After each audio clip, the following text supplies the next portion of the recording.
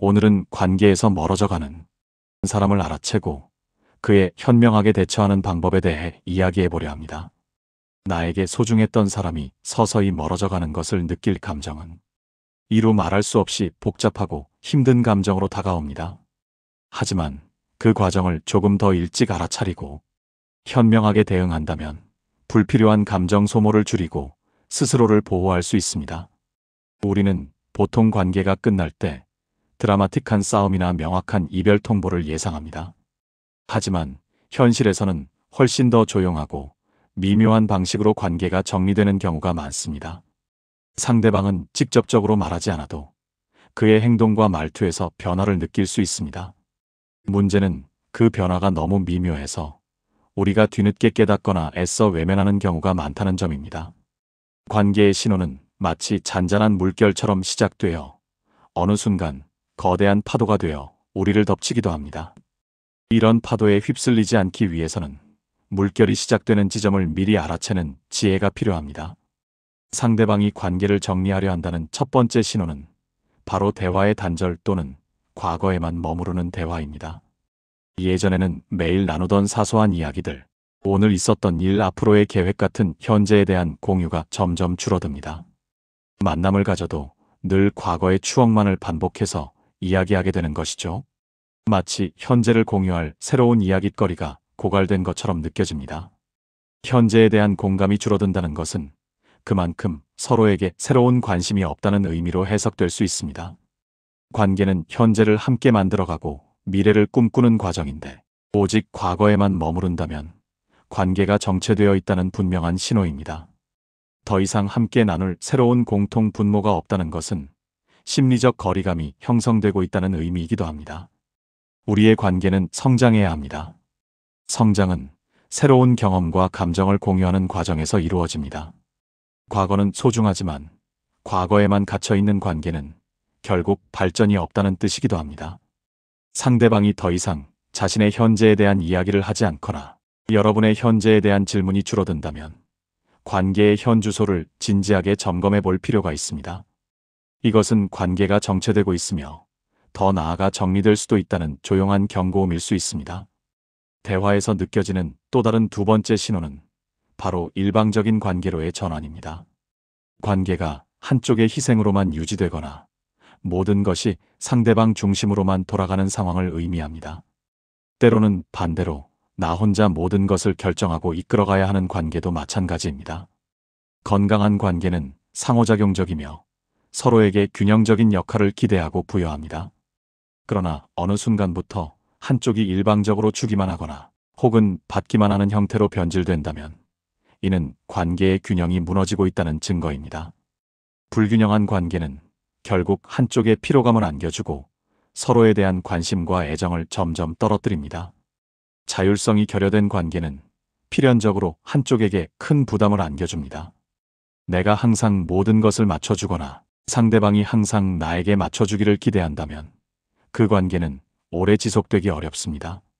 진정한 관계는 서로의 자율성을 존중하며 함께 조율해 나가는 과정 속에서 더욱 단단해집니다.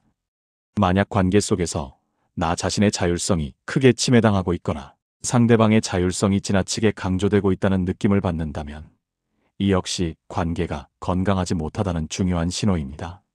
이러한 불균형은 결국 관계 정리를 고민하게 만드는 중요한 계기가 될 수 있습니다. 세 번째 신호는 기쁜 소식을 공유하고 싶지 않을 때 나타납니다. 어떤 좋은 일이 생겼을 때 가장 먼저 떠오르거나 함께 나누고 싶은 사람이 있다면 그 관계는 분명 소중한 관계일 것입니다.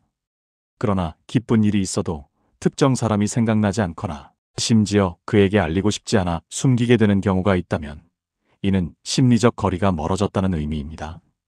기쁜 소식을 나누는 즐거움보다 그 상황을 구구절절 설명하는 것이 귀찮게 느껴진다면 관계가 소홀해지고 있다는 강력한 신호일 수 있습니다.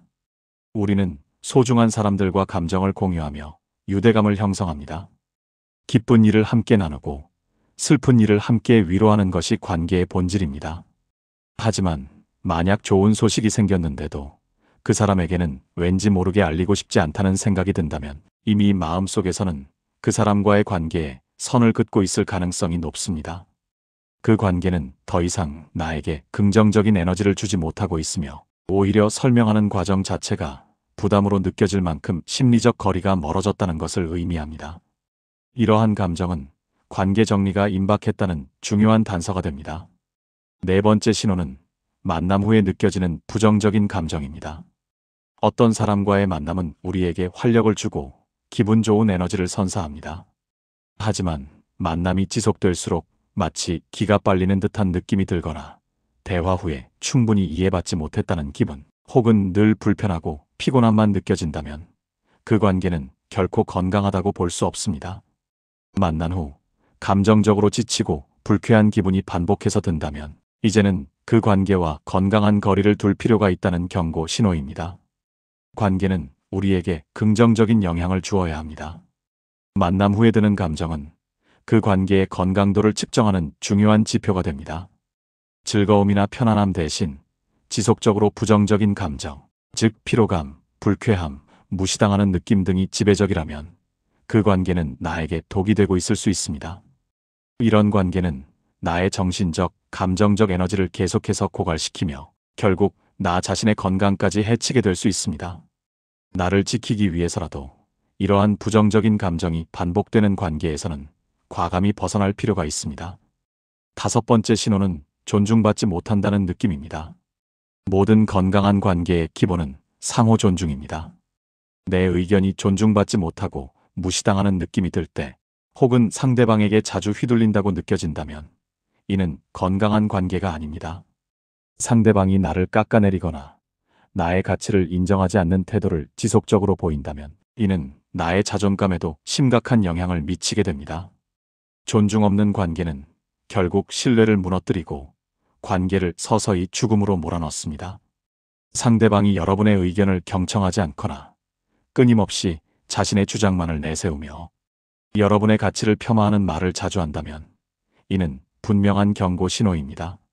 관계의 근간이며 존중이 없는 관계는 사상 누각과 같습니다. 아무리 친밀한 관계라 할지라도 서로의 생각과 감정, 존재 자체를 존중하지 않는다면 그 관계는 지속될 수 없습니다. 이러한 상황에서는 관계를 제고하고 나 자신의 존엄성을 지키는 것이 무엇보다 중요합니다. 여섯 번째 신호는 상대방이 점점 더 선을 넘는 행동을 할 때입니다. 모든 관계에는 보이지 않는 선이 존재합니다.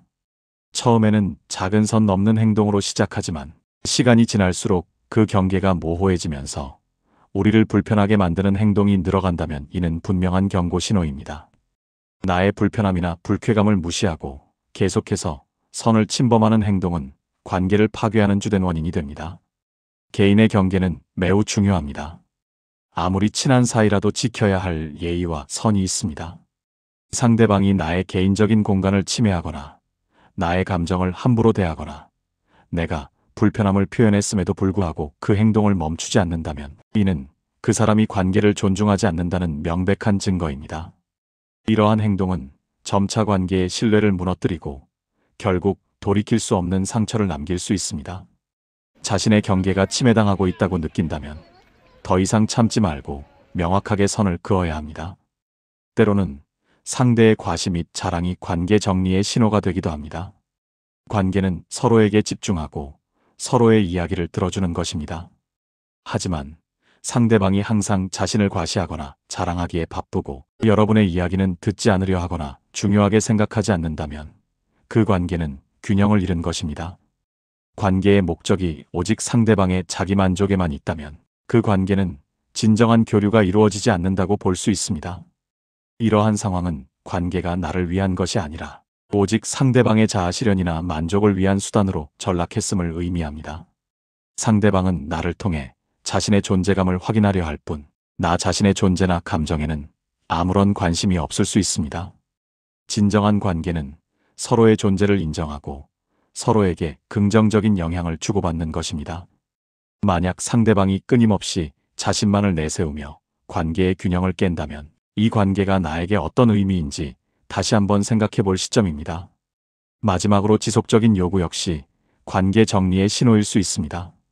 상대방이 점점 더 많은 부탁이나 요구를 하고 그것을 당연하게 여기는 듯한 태도를 보인다면 이는 관계의 균형이 심각하게 깨졌다는 의미입니다. 마치 내가 상대방의 요구를 들어주어야 할 의무가 있는 것처럼 느껴진다면 이 관계는 건강하게 지속되기 어렵습니다. 요구가 지속되고 그에 대한 피로감이 쌓인다면 관계를 끊어야 하는 중요한 신호로 받아들여야 합니다. 관계는 서로 돕고 지지하는 것이지만 그것이 일방적인 요구로 변질되어서는 안 됩니다. 내가 상대방의 요구를 들어주는 것이 아니라 마치 끊임없는 착취를 당하고 있는 것처럼 느껴진다면 그 관계는 여러분의 에너지를 고갈시키고 결국에는 소진되게 만들 것입니다. 자신의 한계를 넘어서는 요구를 지속적으로 받는다면 더 이상의 관계 유지는 어렵다는 판단을 내려야 합니다. 나의 가치와 에너지를 보호하기 위해서라도 이러한 관계에서는 과감히 벗어나는 용기가 필요합니다. 이러한 신호들을 알아차렸다면 이제 어떻게 대처해야 할까요? 가장 먼저 필요한 것은 기대를 버리는 것입니다. 상대를 변화시키려는 기대를 버려야 합니다. 우리는 종종 상대를 바꾸려 노력하지만 사람은 강요에 의해서는 결코 변하지 않습니다. 변화는 강요가 아니라 본인 스스로의 의지가 있어야만 가능합니다. 상대방이 이미 관계를 정리하려는 마음을 먹었다면 아무리 노력해도 그 마음을 되돌리기 어렵다는 사실을 인정해야 합니다. 헛된 기대를 품고 매달린다면 결국 상처받는 것은 본인 자신뿐입니다. 기대감을 내려놓는 것은 나 자신을 보호하는 첫걸음입니다. 두 번째 대처 방법은 거리두기입니다. 횟수를 줄이고 자연스럽게 멀어지는 것이 좋은 방법이 될 수 있습니다. 상대의 감정에 휘둘리지 않고 침착하게 대응하는 연습을 해야 합니다. 필요할 때만 대화하고 개인적인 감정 공유를 줄이는 것이 좋습니다. 물리적인 거리뿐만 아니라 심리적인 거리도 함께 두는 것이 중요합니다. 상대방의 행동이나 말에 일희일비하지 않고 자신의 감정을 통제하는 훈련을 해야 합니다. 거리두기는 일방적으로 관계를 끊는 것과는 다릅니다. 이는 스스로를 보호하며 관계의 속도를 조절하는 과정입니다. 상대방이 보내는 신호에 맞춰 나 역시 조용히 멀어지면서 관계가 자연스럽게 정리되도록 유도하는 방식입니다. 이를 통해 불필요한 갈등을 피하고 서로에게 최소한의 예의를 지키며 관계를 마무리할 수 있습니다. 세 번째는 명확하고 단호한 태도를 취하는 것입니다. 만약 관계를 끊어야 할 상황이라고 판단된다면 명확하고 단호한 태도로 그 의사를 전달해야 합니다. 우리 관계가 더 이상 건강하지 않다고 느낀다고 솔직하게 말하고 애매한 태도를 보이지 말고 확실하게 선을 그어야 합니다. 상대방에게 오해의 여지를 주지 않는 것이 중요합니다. 필요하다면 상대의 연락을 차단하거나 물리적으로 거리를 두는 것도 방법입니다. 애매한 태도는 상대방에게 혼란을 주고 관계를 질질 끌게 만들 뿐입니다. 단호한 태도는 여러분이 관계를 심사숙고했음을 보여주며 더 이상의 논쟁이나 감정 소모를 원치 않는다는 메시지를 전달합니다. 물론 상대방은 서운해하거나 화를 낼 수도 있지만 이는 관계 정리에 있어서 불가피한 과정입니다. 여러분의 단호함은 결국 자기 자신을 보호하고 불필요한 고통을 줄이는 길입니다. 네 번째는 상대의 반응에 흔들리지 않기입니다. 관계를 정리할 때 상대방은 다양한 반응을 보일 수 있습니다. 슬퍼하거나 화를 내거나 심지어는 여러분에게 죄책감을 주려는 시도를 할 수도 있습니다. 이때 상대방의 감정에 휩쓸리거나 동정심에 흔들려서는 안 됩니다. 여러분은 이미 충분히 고민했고 자신을 위한 최선의 결정을 내린 것입니다. 상대방의 반응은 그들의 감정일 뿐 여러분의 결정이 잘못되었다는 증거가 아닙니다. 그들이 보이는 반응에 감정적으로 휘둘리지 않고 자신의 결정을 굳건히 지켜내는 것이 중요합니다. 물론 쉽지 않은 일이지만 스스로의 감정적 독립성을 지키는 과정이라고 생각해야 합니다. 이 순간을 잘 넘겨야만 여러분은 비로소 관계의 굴레에서 벗어나 자유로워질 수 있습니다. 마지막으로 가장 중요한 것은 자신을 보호하는 것입니다. 감정적으로 힘든 관계를 지속하지 말고 나를 지키는 방향으로 결정해야 합니다. 우리의 삶은 한정되어 있으며 소중한 에너지를 부정적인 관계에 쏟아부을 필요는 없습니다. 건강한 관계는 우리에게 긍정적인 에너지를 주고 성장을 돕습니다. 하지만 끊임없이 우리를 지치게 하고 부정적인 감정을 안겨주는 관계는 단호하게 정리할 필요가 있습니다. 자신을 보호하는 것은 이기적인 행동이 아니라 스스로를 존중하고 사랑하는 가장 기본적인 방법입니다. 내가 건강해야 다른 좋은 관계도 맺을 수 있고 행복한 삶을 살아갈 수 있습니다. 때로는 과감하게 결단을 내릴 필요가 있습니다. 인간관계에서 어느 정도의 갈등은 있을 수 있지만 지속적인 감정 소모가 발생한다면 관계를 재고해야 합니다. 우리의 삶은 짧고 소중합니다. 긍정적인 에너지를 주는 사람들과 더 많은 시간을 보내는 것이 중요하며 소중히 여기지 않는 관계에 매달릴 필요는 없습니다. 오늘 이야기한 관계 정리의 신호들과 대처 방법들을 통해 여러분의 관계가 더욱 건강해지고 스스로의 마음이 단단해지기를 진심으로 바랍니다. 감정적인 예민함은 때로는 관계를 읽어내는 중요한 지표가 됩니다. 그러니 자신의 감정을 함부로 무시하지 말고 그 목소리에 귀를 기울여 보세요. 그것이 바로 관계를 지키고 나를 보호하는 첫걸음입니다. 만약 지금 떠오르는 사람이 있거나 마음속이 흐릿했던 이유를 이제야 알게 되었다면 댓글로 남겨주세요. 그리고 그 감정을 괜히 부정하지 마세요. 그것은 예민한 것이 아니라 이제 관계를 더 깊이 읽을 수 있는 눈을 갖게 되었다는 중요한 신호입니다. 여러분의 마음이 덜 아프고 더 단단해지는데 도움이 되기를 진심으로 바랍니다. 오늘도 성공 철학과 함께 해주셔서 감사합니다.